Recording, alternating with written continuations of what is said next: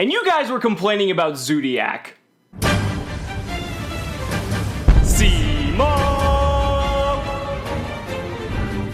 What's going on, guys? It's Cimo. So today I wanted to bring to you an updated meta-analysis for the current TCG format. I wanted to make this video after the conclusion of YCS Dallas because I made one before YCS Dallas took place with some initial assumptions and predictions of what might transpire. So we're going to take a look back kind of at what we decided there. We're going to see what happened at YCS Dallas, and then we're going to discuss the future implications of what we can expect moving forward into this format. So moving back to our pre-YCS Dallas meta-analysis, as you guys remember, I did have a pie chart here kind of depicting my assumption of the overall representation of the event as a whole, because since I was at YCS Dallas, I kind of got to get, you know, the inside scoop, if you will, and kind of got to see how the actual meta breakdown was. And to a lot of people's surprise, I think a lot of people were expecting that even though SPYRAL was the reckoning force that was going to dominate the tournament, and it did, but we'll get to that a little bit later, the actual overall representation for the event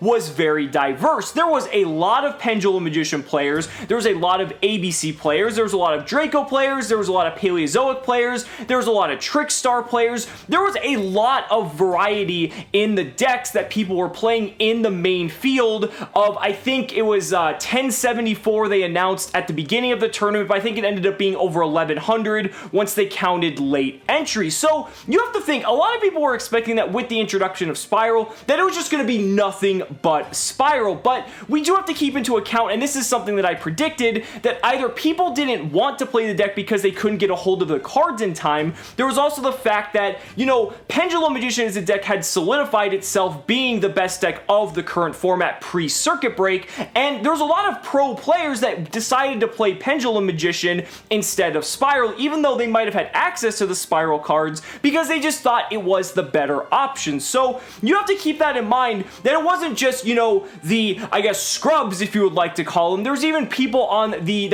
a lot of people would consider pro players that were playing decks that weren't SPYRAL as well. Now, is that necessarily correct? That's completely subjective, but I just wanted to give you guys an idea that the meta itself was actually very diverse. People in the first 5, 6, even 7 rounds were having to play all these different decks, and it wasn't, you know, people weren't playing SPYRAL every single round. I was talking with my opponents, and pretty much at that point, people had only been playing maybe 1 SPYRAL, maybe 2 SPYRALs, and things like that, but they also played the other decks I aforementioned. Now, the thing that's crazy is that once you get into the higher rounds of the tournament, like with any meta, that's when you start playing what is considered the best or the better decks, and then we get into SPYRAL, because once you started getting into the latter rounds of the tournament, you know, rounds 9, 10, and 11, even on day 2, that's when SPYRAL mirror matches started becoming much more prevalent, because SPYRAL started pretty much asserting its dominance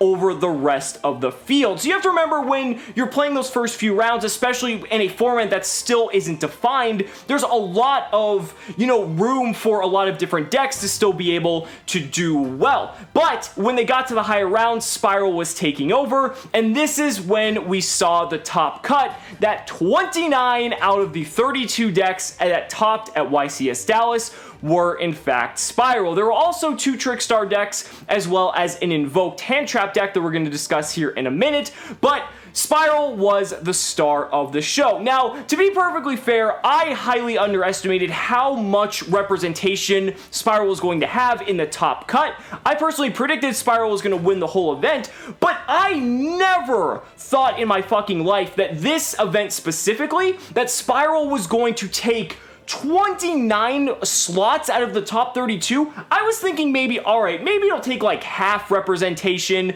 you know, 2/3 might be a little bit extreme, but 29 out of 32, that's like 91% representation in the top cut. That's insane. Like for YCS San Diego, which is only a few weeks away, remember, at the time of making this video, I was expecting YCS San Diego to look like this, not YCS Dallas, and I think that's what really took me by surprise, as well as a bunch of other people as well. But There were some other decks that did top. There was 2 Trick Stars and there was an Invoked. And one thing I did want to mention, there was also a Dinosaur player who was 9-2 after round 11 who almost topped, but I guess I'm assuming due to tiebreakers, just didn't make the cut at the last moment. It was a round 11 feature match, I believe, and you can check out that feature match on the Konami article coverage, but that was also something that was in contention to make the top cut as well, and something I felt that was definitely worth mentioning. But moving on to Trickstar. So Trickstar, I mean, 2 out of 32 obviously isn't major representation,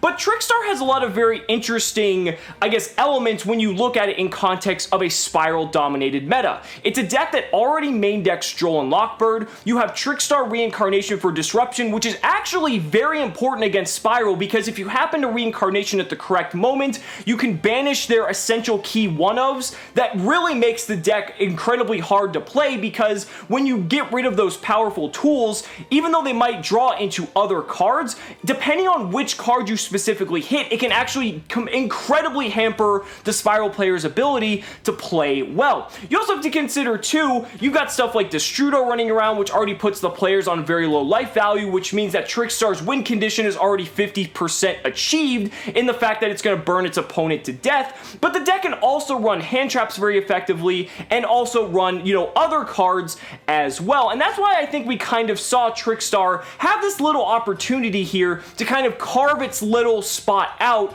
in the top 32. And then we had Ediception's Invoked hand trap deck, which also managed to make the top 32 as well. This is just crazy because he was playing 14 hand traps, I believe, the Invoked engine, which is essentially a 1-card engine, just fueling itself into Makaba. He was just playing this crazy anti-meta Spiral deck, which I did a deck profile on if you want to check that out here, but it actually worked and he managed to make the top cut. Now, we did lose in top 32, but it showed that once he got to the point where he was only playing Spiral from there on out, he was able to do what his deck did best and just completely overwhelm. It was a really good call because playing a deck like that, you're always wanting to go second in a meta where everyone wants to go first, so you're always getting to play your deck at its biggest strength. And with a card like Psyframe Gear Gamma that you can take advantage of compared to other decks, you know, more so, that's a really strong edge and can honestly just shut out a Spiral player entirely, and then you have the opportunity to take over the board. Use stuff like his Purgatrio Book of Eclipse combo. He's got Makaba established just to pretty much just end Spiral players' hopes and dreams of topping. There was a lot of really good things that Ed's deck had going into this. So that pretty much brings me to the point of where are we going to go in the future, because we still have YCS San Diego, like I said, is only a few weeks away at the time of me recording this video, so a lot of things people are going to be taking a lot of this and kind of analyzing where to go next. Well, do remember that we do have Tri-Gate Wizard coming out only in a couple weeks, which is just going to bolster Spiral's ability to just overpower and dominate the field, because on top of everything else the deck is capable of doing, Tri-Gate Wizard is going to add a free negation into all of that, which is really going to be a pain in the ass for a lot of different decks to deal with. Now, there is also the announcement of Link Karibo, but there isn't an official date yet, so I'm not sure if we'll have it in time for YCS San Diego, but that is also something to consider as well. But the interesting thing about this is, from people looking at the meta analysis, especially from the top 32,